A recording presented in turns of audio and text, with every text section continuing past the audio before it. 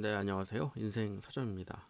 오늘은 지난 시간에 이어서 신념을 보는 방법에 대해서 이야기를 나눠 보겠습니다.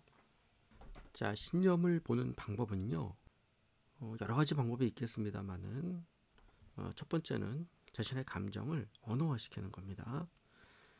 두 번째는요, 스스로에게 질문을 하는 겁니다. 자신에게 질문을 함으로써 그 감정에 대해서 더 깊게 들어갈 수 있게 됩니다. 네. 그래서 첫 번째는 언어화시키는 것, 두 번째는 스스로에게 질문을 던지는 것. 이렇게 좀 두 가지로 요약을 할 수가 있겠습니다. 먼저 언어화시키는 방법에 대해서 좀 말씀을 드릴게요. 자, 지난 시간에 말씀을 드렸습니다. 감정이라고 하는 것은 생각의 측면과 에너지의 측면이 있다. 이렇게 말씀을 드렸죠. 그래서 감정 안의 구심점에는 신념이라고 하는 것이 있고 이것을 인식할 때 이 감정을 다룰 수 있다. 정화할 수 있다. 이렇게 말씀을 드렸습니다.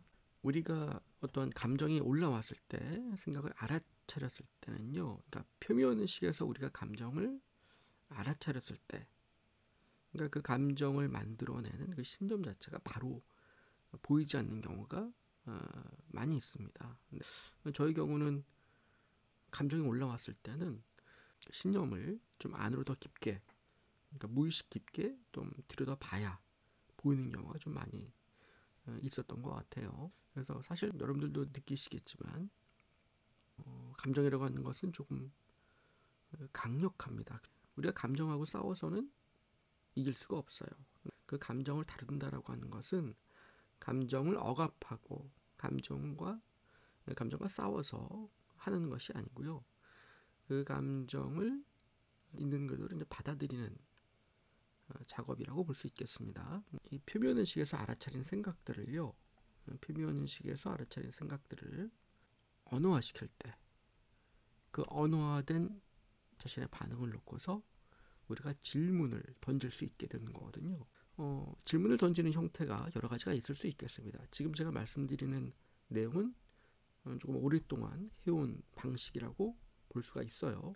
감정 안에 신념을 보려고 했을 때 이렇게 언어화시키고 질문을 우리가 이용한다면 조금 효과적으로 신념을 볼 수 있다. 이렇게 말씀을 드릴 수 있겠습니다. 그래서 자신만의 방식이 있다라고 하신다면 제가 말씀드린 부분은 참고로 생각하시면 될 것 같습니다.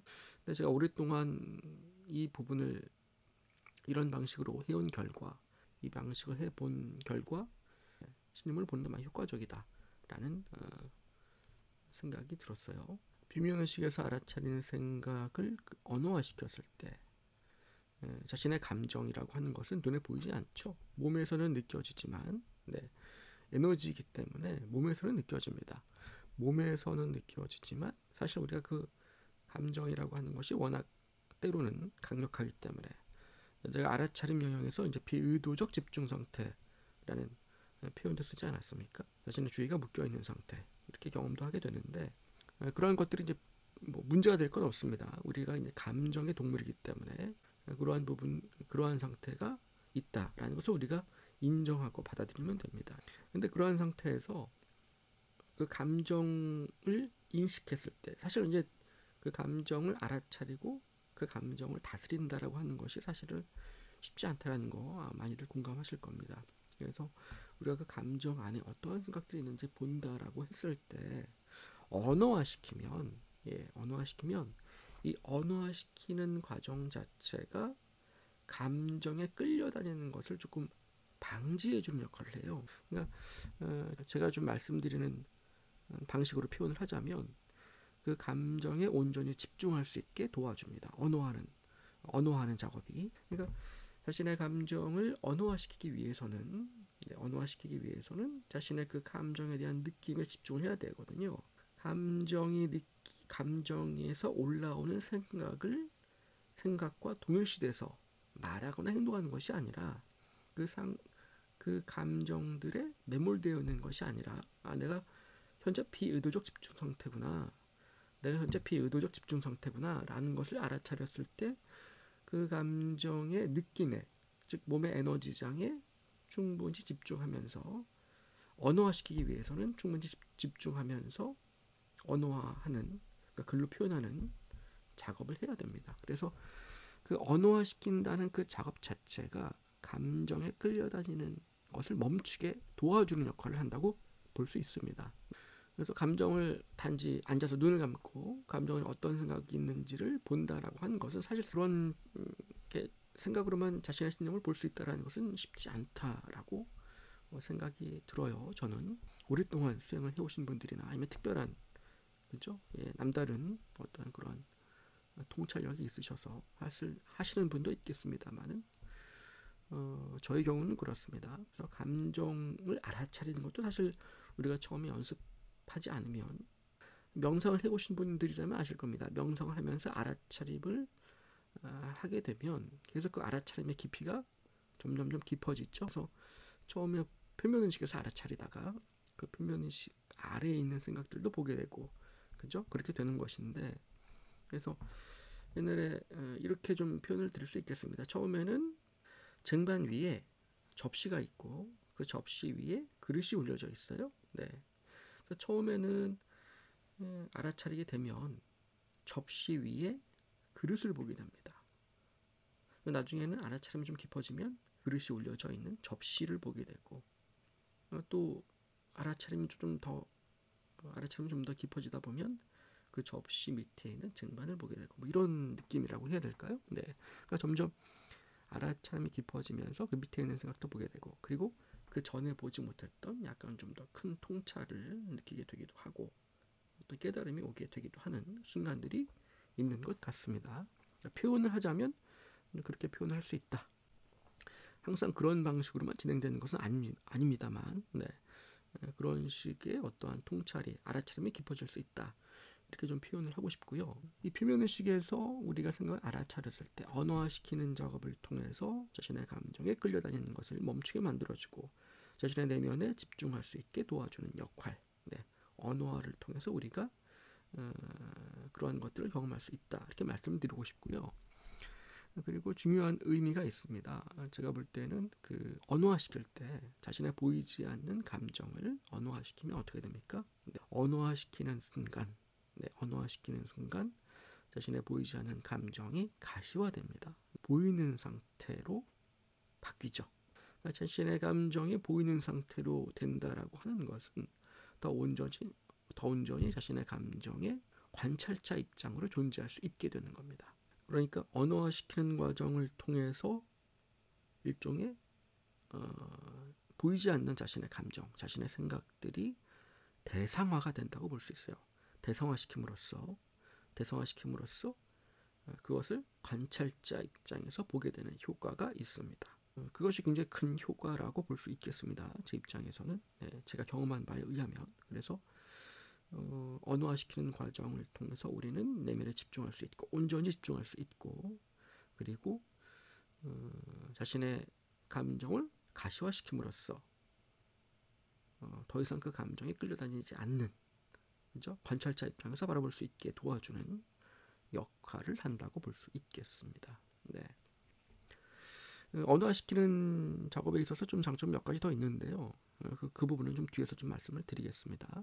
그래서 표면의식에서 알아차린 생각을 우리가 언어화시켰을 때 아까도 말씀을 드렸습니다만은 첫 번째가 언어화시키는 것, 두 번째는 질문을 던진다고 말씀드렸죠. 그래서 일단은 제가 영상을 저희 채널 들어와 보시면, 제 채널 들어와 보시면 이제 제전에 올린 영상 중에 마음을 알아차리는 글쓰기라고 해서 글로 말하는 주제로 올린 영상이 있습니다. 오늘 또 이제 그 부분 좀 말씀을 드릴 텐데, 언어화시키는 작업은 이제 자신의 감정, 자신의 그 느낌을 글로써 표현을 하는 겁니다. 글로써 표현을 하게 되면 그 가시화된 그 반응, 자신의 감정에 대해서 글로 표현하는 것인데, 저는 이것을 뭐라고 말씀드리냐면 쓰기 탐색, 이런 표현을 씁니다. 예. 글로 쓰면서 그 안에 신념을 탐색하는 과정, 예. 쓰기 탐색이라고 표현할 수가 있어요. 자신의 무의식에서 느껴지는 그 감정을 그대로 옮겨 적는 겁니다. 문장이 다 완성되지 않아도 좋습니다. 네, 있는 그대로 마음이 말하는 소리 내지는 무의식에서 느껴지는 그 감정을 온전히 글로 묘사하는 시간을 갖는 거예요. 그래서 가감 없이 판단하지 않고 있는 그대로 마음이 말하는 대로 그것이 어떤 내용이든 좋습니다. 그것을 억압하지 말고요. 느껴지는 대로 적는 겁니다. 처음에는 막 온갖 얘기들이 다 나올 수 있겠습니다. 그렇죠? 예, 괜찮습니다. 네. 마음이 무의식이라고 하는 것은요. 감정으로 소통을 합니다. 네. 그래서 무의식이 감정으로 소통할 때는 그것을 잘 들어줄 필요가 있는데 그 들어줄 때 무의식이 이런 말을 좀 하는구나. 이런 것들을 지금 반응하는구나. 이런 것들을 얘기하고 있구나라고 우리가 들어줄 때 그것을 언어화시킨다라고 한다면 무의식이 감정으로 무엇을 말하는지 우리가 더 깊게 잘 들을 수 있다. 이렇게 볼 수가 있겠어요. 그래서 제가 모래시계 이론 1부에서도 말씀을 드렸습니다만 우리가 외부 세계에 집중하는 것이 있고 내면 세계에 집중하는 것이 있는데 외부 세계에 집중하는 것은 아주 기본적인 방법이 리딩, 책을 읽는 것. 그렇죠? 우리는 외부 세계를 언어화된 지식을 통해서 인식하게 되고 책을 읽는 과정을 통해서 외부 세계에 집중할 수 있다. 그래서 이해 과정을 통해서 개념을 이해하게 되고 세상을 인식하게 되고 내면 세계에 집중하는 것, 자신의 마음을 읽는 방법은 쓰기다. 이렇게 말씀을 드렸었죠. 그래서 이 쓰기, 글쓰기라는 글짓기가 아닙니다. 글쓰기라는 과정을 통해서 어떻게 됩니까? 쓰기 탐색을 하면서 글쓰기라는 과정을 통해서 자신의 감정을 가시화시키고 자신의 내면에 집중할 수 있는 시간이 되는 것이죠.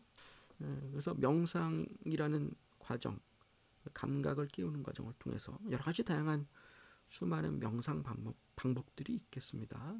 근데 저희 경우는 명상을 통해서 알아차리고 언어화시키는 과정을 통해서 내면에 집중할 수 있는 시간을 갖습니다. 저희 핸드폰 보시면 이제 메모장 같은 어플 있으실 거예요. 사실 저는 스마트폰 그 메모 어플 기능을 많이 활용합니다. 알아차리는 순간순간마다 언어화시키는 작업을 통해서 이 표면의식에서 알아차리는 생각 밑에 어떠한 생각들이 있는지 어떠한 신념이 있는지 그리고 우리 책 읽을 때 이런 말 하지 않습니까? 예, 목차를 보고서 그 안에 있는 내용을 보고 다시 중간에 목차를 빠져나와서 전체적인 내용을 파악하고 그래서 뭐 줌, 아웃, 줌 이런 과정을 통해서 책을 전체적인 맥락도 파악을 해야 되고 안에 있는 세부적인 내용도 우리가 기억을 하고 사유하면서 생각하면서 읽어야 된다. 뭐 이런 얘기들 하지 않습니까? 그런 것처럼 우리 감정을 볼 때도 마찬가지입니다. 네, 감정을 보면서 언어화시키는 과정을 통해서 이 안에 어떠한 신념이 있는지도 보지만 이것이 어떤 감정이길래 이러한 생각들 일으키는지 또 보게 됩니다. 이것은 이제 질문을 활용함으로써 이렇게 보는 방식이 있는데요. 질문을 어떻게 던지느냐라는 질문을 우리가 또 가질 수 있어요. 만약에 자신의 감정을 글로 표현했을 때 그렇다라고 한다면 그 감정 안으로 들어갈 때 무의식 안으로 들어갈 때 어떻게 질문을 활용하느냐 이러한 궁금증을 가질 수도 있겠습니다. 근데 그것도 이제 수행하는 자신의 마음을 공부하거나 또 이제 그런 수행을 하시는 분마다 또 그런 질문 던지는 방식이 있을 수 있다라고 볼 수 있는데요. 또 저만의 옵션이 있습니다. 그것도 나중에 또 그 옵션들을 다음 시간에 공유하는 시간을 또 갖도록 하겠습니다. 그래서 언어화시키는 과정은 쓰기 탐색이고 내면에 집중할 수 있게 도와준다. 관찰자 입장에서 볼 수 있는 시간을 만들어준다. 이렇게 좀 말씀을 드리겠습니다. 네. 그래서 여기 보시면 화살표가 있잖아요. 이게 뭐냐면은 표면의식에서 우리가 이제 표면의식에서 알아채는 생각만으로 내가 현재 뭐 짜증을 내고 있구나. 내가 누군가를 뭐 경계하고 있구나. 초조해하고 있구나. 이렇게 좀 표면의식상에서 단지 내가 어떤 상태구나라는 것을 알아차리게 됐을 때 우리가 단순히 이런 예를 좀 들어볼게요. 네. 내가 지금 초조해하고 있네 라고 했을 때 질문을 던진다면 왜라는 질문을 던질 수가 있겠죠. 질문 형태가 여러 가지가 있겠습니다만 그래서 왜라는 질문을 던진다면 내가 왜 초조해하고 있지? 내 마음이 왜 초조하지? 라는 질문을 통해서 왜라는 질문을 통해서 그 안에 왜 초조한지를 살펴볼 수가 있다라는 얘기입니다. 그래서 초조하다라는 그 느낌, 그 감정을 글로 언어화시켰을 때, 우리가 보통 뭐 어떤 사람들 얘기할 때 저 사람은 의식의 흐름대로 얘기를 하네, 이런 표현 쓰잖아요. 그 의식의 흐름대로 얘기한다라는 것이 그냥 필터를 거치지 않고 그냥 나오는 대로 얘기를 하네, 뭐 이런 표현이지 않습니까? 그런 것처럼 생각이 흘러갈 때, 생각이 올라왔을 때 그것을 언어화시키면 그 올라온 생각에 집중할 수 있게 되죠. 내가 지금 초조하구나 라고 넘어가는 것이 아니라 그냥 잠깐 흘러가는 생각을 딱 포착을 해서 언어화시키면 내가 초조해하는구나, 왜 초조해하지? 라는 그 언어화된 자신의 감정을 통해서 질문을 하고 그 안에 어떠한 생각들이 있는지를 볼 수 있게 되는 겁니다. 비미오는식에서 알아차리게 되면 쓰기 탐색이라는 말씀을 드렸죠. 예. 그냥 느껴지는 대로 초조함, 또 다른 표현이 떠오를 수가 있겠습니다. 글로마 첫 단계가 이제 글로 표현하기인데, 알아차린 감정을 글로 표현하기 이제 첫 단계거든요. 뒤에서 또 뭐 4단계로 이루어져 있는데 뒤에서 또 말씀을 드리겠습니다. 표면의식에서 알아차리는 생각을 언어화시키는 작업을 했을 때 질문을 통해서 타고 들어갈 수 있다, 이렇게 표현을 하는 겁니다. 화살표가 표면의식에서 알아차리는 생각을 통해서 언어화시켰을 때 질문을 통해서 타고 들어갈 수 있다. 그래서 이렇게 들어가는 과정이 이제 4단계로 나눠져 있습니다. 뒤에서 정리해서 말씀을 드릴 텐데, 그래서 첫 번째는 언어화시키는 과정, 글로 표현하기, 쓰기 탐색, 이렇게 표현할 수도 있겠습니다. 많은 분들이 자신의 내면을 바라볼 때 글을 쓰는 방식을 아마 하는 것도 온라인상에서 종종 볼 수가 있겠습니다. 근데 지금 이 방법은 제가 조금 오랫동안 해오다 보니까 좀 정형화된 어떠한 방법이 좀 정리가 돼서 또 조금 더 신속하게 자신의 마음 안에 신념을 좀 볼 수가 있겠다, 이렇게 좀 해서 좀 편하게 사용하는 방식이겠습니다. 저에게는 조금 익숙한 방식이 되겠습니다. 그죠? 예. 그래서 공유하는 차원으로 들어주시면 되고요. 해오신 방식이 있다면 또 자신만의 방식과 좀 비교하면서 도움이 되셨으면 좋겠습니다. 그래서 언어화시키는 과정, 저는 이제 개인적으로 이 언어화시키는 과정을 조금 추천을 해드린다고 볼 수 있겠습니다. 굉장히 좋은 방식이라고 생각이 됩니다. 이렇게 언어화시키지 않으면 자신의 감정에 사실 끌려다니는 경우가 많이 있고요. 또 자신의 감정과 싸우는 경우도 많이 있습니다. 그것을 자신의 감정을 느끼기 두려워서 자신의 감정을 직면하는 것이 두렵기 때문에 2차 감정이 발생하죠. 자신의 그 감정을 직면하는 것이 두렵다라는, 그러니까 자신의 감정과의 사이에서 2차 감정이 발생하는 겁니다. 그죠? 그래서 언어화시키는 과정을 통해서 자신의 감정, 자신의 모습들을 직면하는 과정이 조금 익숙해질 수도 있겠다, 이렇게 좀 말씀을 드리겠습니다. 글로 언어화시킬 때 방법이 이제 두 가지로 요약을 해서 말씀 좀 드리겠습니다. 글로 언어화시킬 때 요 두 가지를 기억하시면 되는데, 첫 번째, 판단하지 않고 가감없이 글로 충분히 표현하라. 충분히 그냥 글로 표현해 보세요. 그것이 문장이 되지 않아도 좋습니다. 법에 맞지 않아도 좋아요. 표준어가 아니어도 좋습니다.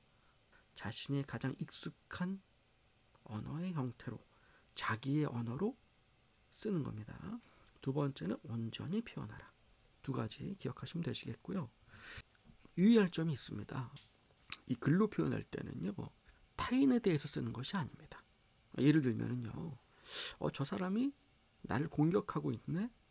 라는 생각을 알아차렸어요. 그렇다면 저 사람이 날 공격한다. 그리고 저 사람이 왜 날 공격하지? 라는 다른 사람 분석하는 내용을 쓰는 것이 아닙니다. 저 사람이 날 공격하네 라는 생각을 알아차렸다면, 그래서 내가 그 사람을 경계하고 있다는 것을 알아차렸다면, 내가 왜 저 사람을 공격한다라고 생각하지? 라는 질문을 던질 수 있겠죠. 다양한 표현들로 글이 나올 수 있겠습니다만, 단적인 예로 타인에 대해서 판단하는 글을 적는 것이 아닙니다. 판단하고 있는 그 생각을 적는 거죠. 무슨 말인지 아시겠죠? 왜 세상은 노란색이지? 라는 것을 쓰는 것이 아니라 왜 노랗게 보이지? 자신이 쓰고 있는 렌즈에 대해서 쓰는 거죠. 그것을 좀 유념하시면 될 것 같습니다. 물론 다른 사람이 심리적으로 공격하는 경우도 있겠습니다. 근데 자신이 공격한다라고 믿었을 때 다른 사람이 날 공격하고 있구나라는 상태로 그 사람과 대화하는 것과 자신의 감정을 충분히 들여다보고 정화하는 상태에서 그 사람을 대하는 것이 상황이 완전히 다르게 갈 수가 있습니다.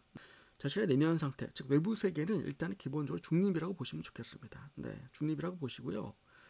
알아차림을 통해서 자신의 마음을 봤을 때 외부 세계랑 관계없이 사실 여부, 타인에 대해 마음에 대해서는 우리가 사실상 알 수가 없습니다. 예, 모른다라고 보셔야 돼요. 단지 우리가 그동안 판단하고 단정지어 온 것뿐입니다. 그러니까 한번 자신의 마음이 판단하고 나면요, 그 상태로만 그냥 상황이 이렇구나라고 그냥 판단이 끝나는 거예요. 예, 그렇게 그 상태로 현실을 경험하는 겁니다. 자신이 단정지은 대로, 자신이 판단한 대로 그 상황을, 그 현실을 경험하게 되는 거예요. 예, 다른 가능성은 고려하지 않습니다. 마음이 그렇다는 얘기예요. 마음이 판단을 습관적으로 이렇게 하게 되는데, 저 사람은 저렇네, 저 사람은 저렇게 하고 있네 라는 판단을 계속해서 내립니다. 예, 마음이라고 하는 것이 그렇게 계속 작동을 합니다. 왜냐하면 마음이 생존의 위협을 느끼기 때문에 그래요. 판단을 하게끔 그렇게 작용을 하게 되는데, 여러 가지 판단하는 이유가 있겠습니다만 어찌됐건 간에 판단을 하게 됩니다. 예. 근데 감정을 일으키는 판단에 대해서 우리가 무의식은 감정을 통해서 소통한다 이렇게 말씀드렸었죠. 우리가 감정이 올라왔을 때 자신이 일단 괴롭잖아요. 그래서 자신의 감정을 들여다볼 수 있는 건데, 판단을 내렸을 때, 그죠? 그 현실을 자신이 내린 판단에 대해서 언어화시키는 겁니다. 마음이 내리는, 습관적으로 내리는, 순식간에 내리는 그 판단을 알아차렸을 때 언어화시킴으로써 왜 마음이 이러한 판단을 내리는지 자신의 무의식의 소리를 들어보는 겁니다. 그래서 이것은 언어화시키는 과정은요, 자신과의 대화라고 볼 수 있는 겁니다. 언어화시킬 때, 그죠? 우리가 대화할 때 듣고, 그 다음에 또 질문하고, 자신이 하고 싶은 말을 얘기하고, 타인이 얘기하는 것을 듣고, 그 과정에서 질문도 하고 듣기도 하고 하지 않습니까? 똑같습니다. 자신의 감정을 언어화시키는 과정을 통해서 듣고, 예, 그리고 또 질문을 통해서 무의식에게 어떤 얘기가 있는지를 더 깊숙이 들어보는 거죠. 예, 그래서 자신과의 대화를 하는 것이다. 이렇게 이해하시면 될 것 같습니다. 자, 두 가지 기억하시면 되시고, 유념해야 될 사항도 말씀을 드렸습니다. 그래서 우리가 이렇게 언어화시키는 과정을 할 수가 있다. 그래서 언어화시킬 때의 장점은 뭡니까? 네, 언어화시키는 과정의 장점은 일단은 자신의 반응을 가시화시킨다. 예, 그리고 내면에 집중할 수 있게 도와준다. 생각에 끌려가는 것이 아니라 생각을 언어화시킴으로써, 가시화됨으로써 그 무의식에 어떠한 소리를 하고 있는지 저 집중해서 들을 수 있게 도와준다. 내면에 집중할 수 있게 도와준다. 이렇게 표현할 수 있겠고요. 그리고 자신과 대화할 수 있다. 그리고 이렇게 언어화시키는 과정을 연습하면 할수록, 그죠, 더 익숙해지겠죠. 그래서 사실 이러한 방법들을 모르는 경우랑 알고 있는 거랑은, 그죠, 너무나 상황을 대처하는 것이 다르겠죠. 그러니까 사실상 우리가 자신을 어떻게 사랑해야 되는지, 자신의 내면을 어떻게 들여다봐야 되는지, 사실 뭐 학교에 가서 어떤 교육 과정을 통해서 배우지는 않잖아요. 예. 근데 우리가 성장하는 과정에서도 이런 부분을 좀 알고 있다라고 한다면, 그리고 다 커서도 성인이 된 이후에도 사회생활을 할 때도 어떤 정형화된 방법, 자기만의 방법이겠죠, 알고 있다라고 한다면 조금 든든한 마음이 있죠. 어떠한 상황이 와도, 어떠한 감정이 올라와도, 그죠?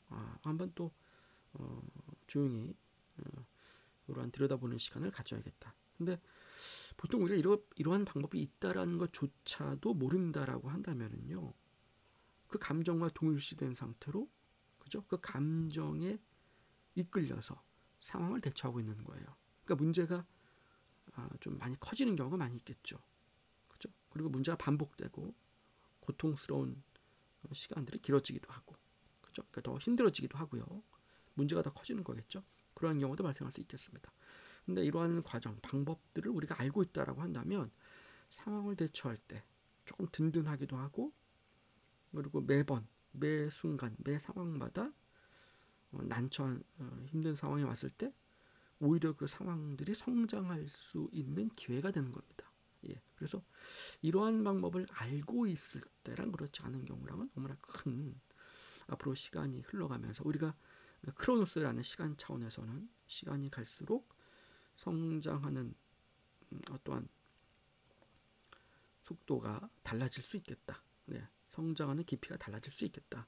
이런 말씀도 좀 드리고 싶어요. 네.